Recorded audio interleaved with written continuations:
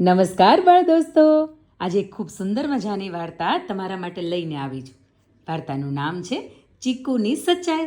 તમે પણ સાચું બોલો છો તો આ વાર્તા સાંભળવામાં તમને ખૂબ મજા પડશે. આવો, ચીકુએ શું કર્યું હતું એની વાર્તા કંઈક આવી છે. એક નાનકડા ગામમાં ચીકુ નામનો ખૂબ જ મસ્તીખોર તમારી જેવો છોકરો રહેતો હતો. ચીકુ બધાને હસાવતો અને સૌની સાથે રમતો. એક દિવસ ચીકુ સ્કૂલે જતો હતો. રસ્તામાં તેને એક નાનકડું એવું સુંદર મજાનું પર્સ મળ્યું.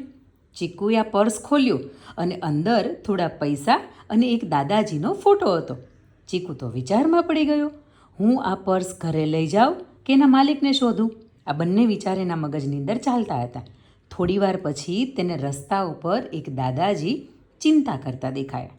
ચીકુ દોડતો દોડતો એમની પાસે ગયો અને એમને પૂછ્યું, દાદાજી, તમારું પર્સ ખોવાઈ ગયું છે? દાદાજી કહે, હા બેટા, મારું પર્સ ખોવાઈ ગયું છે અને પર્સ આવું હતું. અને બધી જ જાણ કર્યા પછી દાદાજીને ચીકુએ કહ્યું કે આ પર્સ તો મારી પાસે છે. અને પર્સ જેવું આપ્યું એ ભેગા જ દાદાજી ખૂબ જ ખુશ થઈ ગયા અને કહ્યું કે હું તો ખૂબ ચિંતામાં હતો. અને દાદાજીએ પ્રેમથી કહ્યું, બેટા, સચ્ચાઈ અને સારા સંસ્કાર એ જીવનની સૌથી મોટી સંપત્તિ છે.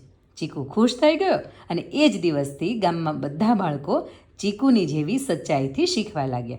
આ વાર્તામાંથી આપણે શું શીખ્યા? આ વાર્તામાંથી હંમેશા આપણે એ શીખ્યા કે હંમેશા જીવનમાં સત્યનો રસ્તો પસંદ કરવો. આવી ખૂબ મજાની વાર્તાઓની સાથે જોડાયેલા રહો.